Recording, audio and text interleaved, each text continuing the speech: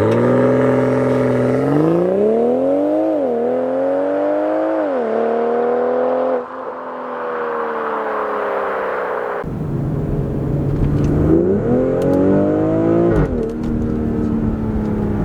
guys, welcome to Life of P&K. I know it's been a long time since I've made a video, but you know, with the holidays, end of the year, stuff like that, work can get busy.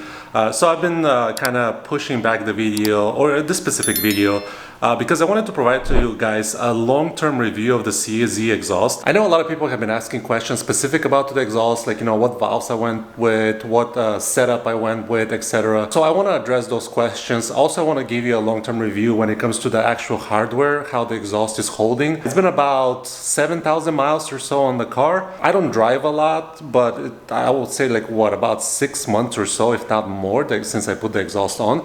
So I want to give you that review. I want to go over the hardware, the exhaust setup, the installation. Was there any difficult parts, any tips I can give you guys? And also I want to give you inside the car sound clip of what it sounds like, because I realized going through my videos, I realized I haven't provided that to you guys, and I want to show you how it sounds inside.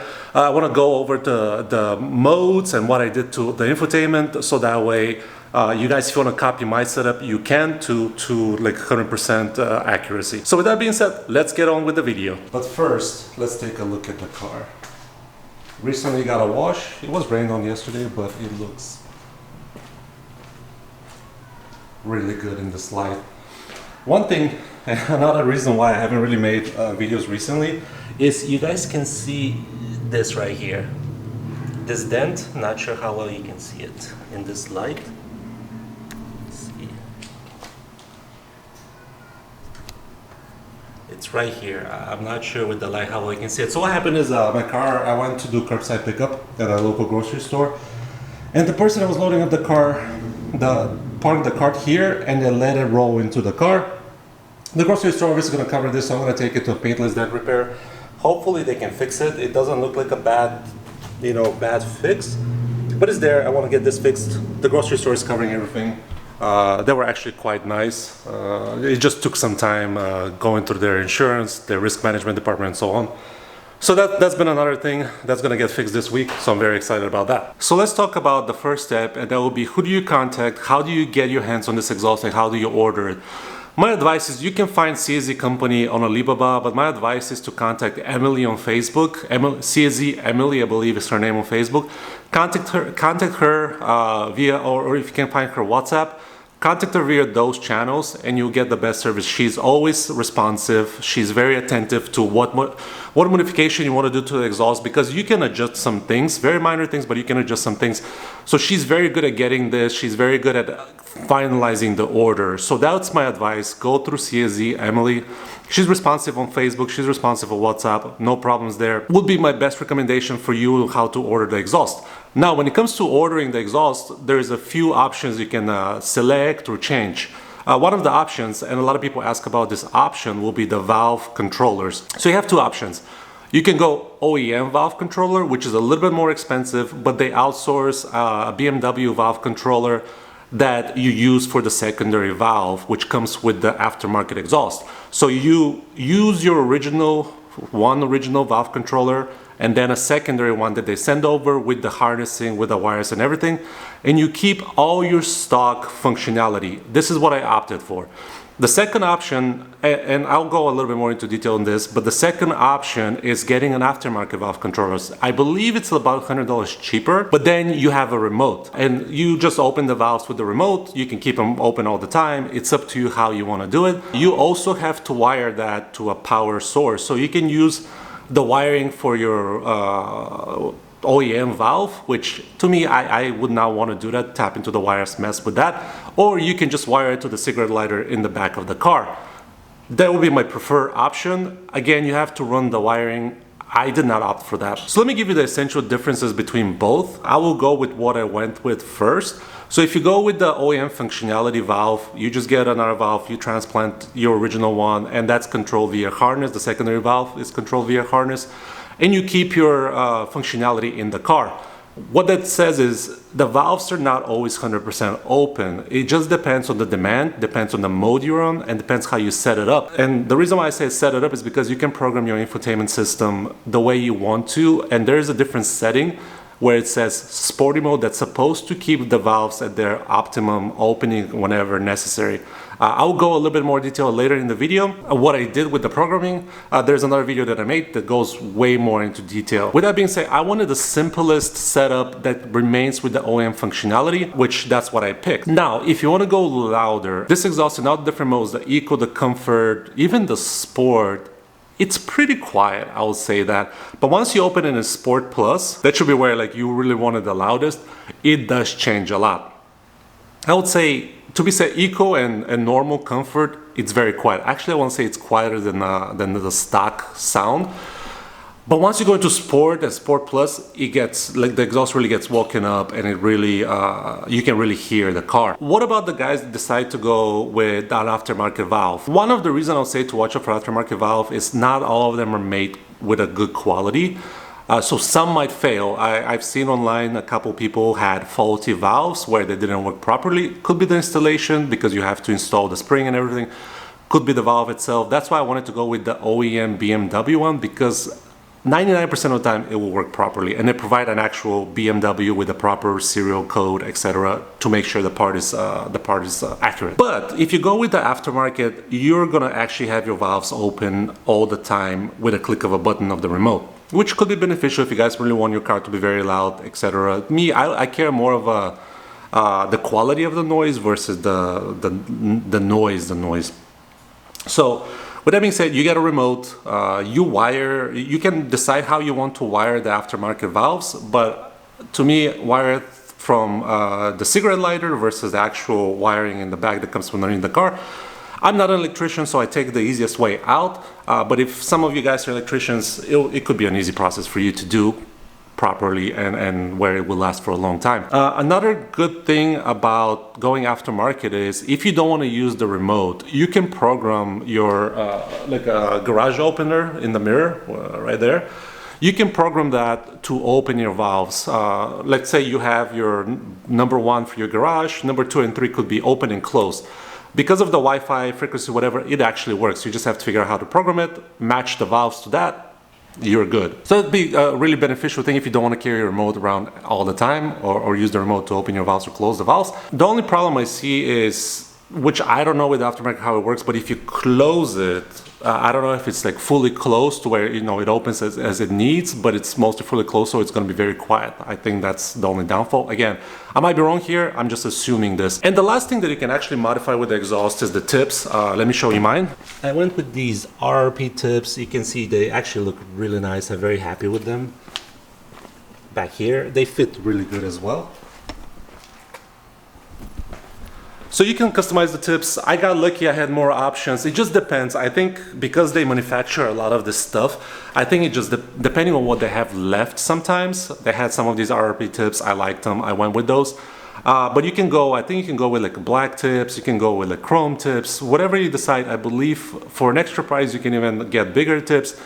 I think that's a customizable section depending if they, you know, if they can do it. It doesn't always necessarily mean that they will be able to do it, but if they have the capability, or they have some tips left over from other parts that they manufacture that fit our cars, they can accommodate this.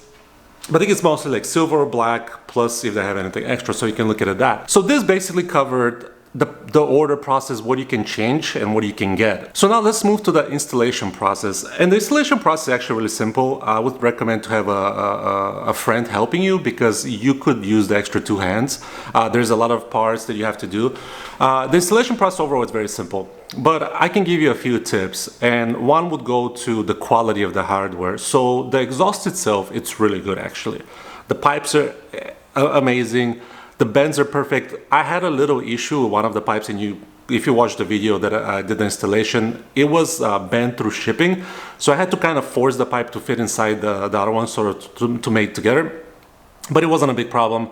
The only recommendation I have for the hardware would be the actual clamps. The clamps seem very weak. So far for me, they're working except one. So the clamp here on these tips, I actually tightened it too much, so it broke the actual bolt. So if I actually press really, like if I put some force on these tips, it will bend because the clamp is not holding. So I want to replace that clamp. But also the rest of the clamps are pretty much the same way. For me, they're holding. I didn't have to use any of the supplied, like what is it called? They send this paste or whatever for exhaust to make it better, or to stick better.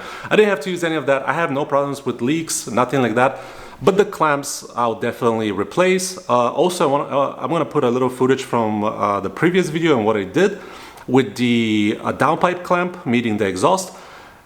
It will be my recommendation for you guys to use the OEM one or get a better clamp. The one that they provide did not fit for me, and luckily I was able to use the factory one. You just have to break it off the actual pipe, the factory pipe, and then you just put it on. To me, it worked perfectly, and I'll recommend you guys to use the same thing unless you source your own clamp. And the last tip I can give you for installing the exhaust is when it comes to the middle brace. Right now I have about this much space, which is actually really good. But when you first install it and you try to put the mid brace on, it's gonna rub on your pipes. Unless you use a jack and a wooden block to sort of jack up the white pipe of the exhaust section, jack that up as much as possible. You know, you get to a point where you think, oh my god, this is too much, jack it up a little more. Obviously be careful not to break anything, but that will help you keep the exhaust up at a level to where you can tighten up all the clamps, so that way it stays at the level, and then your mid brace is going to fit. Again, I have about this much space between the exhaust. I've seen online some people have almost no space. So use that really helps. It's gonna save you a lot of headache, because in my portion I did that. I installed the whole exhaust, and then the mid brace, the last piece, it wasn't fitting very well. So I had to like loosen up all the clamps, jack up that portion, put the mid brace in, make sure it fits, and then tighten up all the clamps obviously as well. And that finalized the installation. But that's my top tip for you guys. They also send, I still have the piece, they sent a different fit. I believe this might be for the European market, different downpipe connector here. So I'm not 200% sure, but you can fit a different downpipe. Again, I think this is for European market. Correct me if I'm wrong in the comments. One more negative point would be the setup of these rear tips. You can see this one actually peaks a little more, just like half an inch or so, than the other one on that side. And the reason is because this is pushed as far back as possible. The fitment is not perfect. And you can see this one is a little bit better. I can probably pull this one out a little bit to match that, but to me it's so close that it doesn't make a difference. With the fitment on this side, again, is you have to bend some of the shielding here, so that way the hanger of the exhaust pipe, the hanger of the exhaust in the muffler fits a little bit better. Otherwise it will rub when the car moves. I didn't want to do that, so the aluminum shield, it's really easy to bend. I just bent it a little bit upwards so that way nothing can get in. It works fine. So let me show inside the car what I did with the actual valve controllers, the OEM valve controllers, how I program things. I'm not gonna go into detail with the programming, but you just need a beamer code with the actual dongle that connects, and this is what you can unlock. So when you go to the vehicle settings and you unlock the sporty mode, what you have to do is go to general settings and then go to engine sound, and this will give you some options. So typically on the stock programming, you have, depending on driving mode, which is self-explanatory, you have balanced and reduced. It's up to whatever you pick to go through this. And also you can unlock sporty. So what does that really mean? In my opinion, what it means is the valves are obviously going to be open when the car is done warming up. They will open fully. You can also hear them opening fully.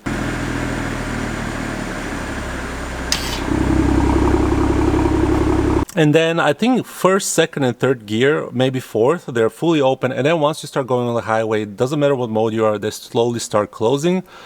They open up again on demand. So if you want to step on the gas to accelerate to pass someone, they'll open up again on demand. But this is how it functions. This is the difference between having the OEM functionality versus the aftermarket controller. the aftermarket controller will be always open when you select it with the key. So this is the minor difference, but I've been very happy with the sporty mode. To me, the car sounds phenomenal on the inside, the outside. The inside, you always get little pops between second and first gear switches. It's kind of cool.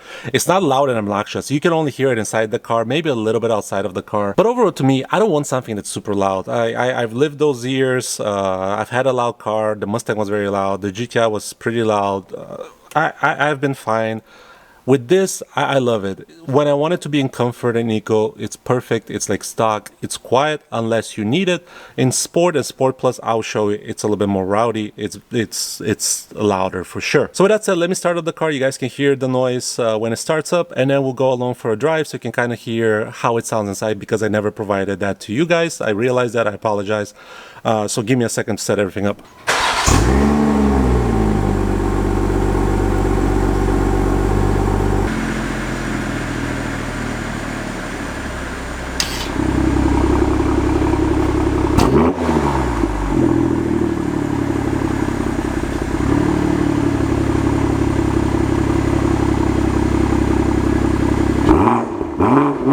So this is what it sort of sounds like when the valves are open in comfort mode, which it should make no impact because we're in sporty. But that's what it sounds like. I'm inside the car, so let's go along for a drive. I'll try to do my best with the drive. I don't have a GoPro or anything like that, so I have to hold the camera and sort of drive. Luckily it's automatic, no issues there. But I want to show you what it actually sounds in Sport Plus mode, which I think it sounds amazing in my opinion. So let's go find a road. Okay guys, we're in Sport right now. It's an individual Sport, so the only thing that's not different is the transmission. I've left the transmission into Sport, not Sport Plus. So this is what the car sounds like. This is like normal driving, around 30 miles an hour. Nothing crazy, nothing too loud. Normal driving. Now we're gonna go to a stop sign, and I'm gonna have a quick acceleration so you guys can actually hear what it sounds like in sport setting again. Not sure if you guys heard the little pops, but here we are. No launch control, nothing like that, just a quick acceleration.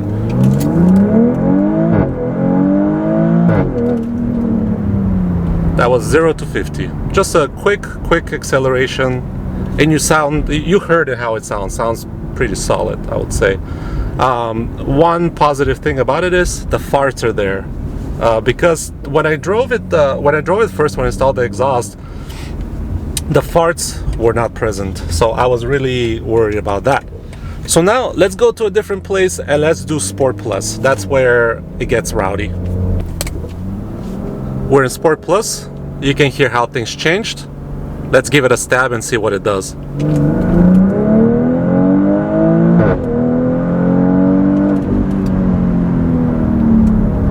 Pretty quick,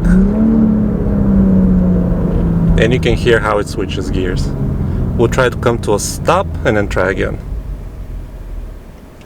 Okay, slow roll. Let's go.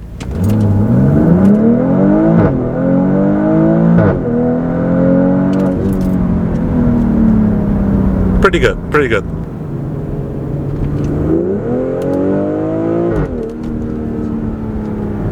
We made it back. I hope you guys enjoyed that. It sounds so good, especially in Sport and Sport Plus during takeoff. I also hope you guys enjoyed the video. Let me know down below in the comments, what do you think of this exhaust? Is this something that you consider? Is this something that you've gotten? Or is this something that you might get? That would be nice to see. Also, if there's any questions, I'm glad to answer those in the comments below. Appreciate you guys for giving me your time as always. Sorry the videos have been kind of, spaced out, but hopefully soon, maybe next year, I can start making more consistent videos. Most of it is on me because I haven't really gotten to installing new parts on the car. I haven't had the capabilities to do so, but there's some new things coming up. Also the wheels, I know you guys have been waiting for such a long time. The wheels, I'm getting almost there. My next thing that's left to do is order the tires. I've ordered the tire pressure sensors, so that step is done. I'm trying to find a good place in Miami that's going to install the wheels, and I'm about to get the tires. I'm debating between a couple different brand of tires. It just depends how much I want to spend. I don't want to break the bank, but also I don't want to go super cheap that I'll have to replace sooner than later. With that being said, thank you guys for watching, and I appreciate your time as always, and I'll see you guys in the next video. Bye.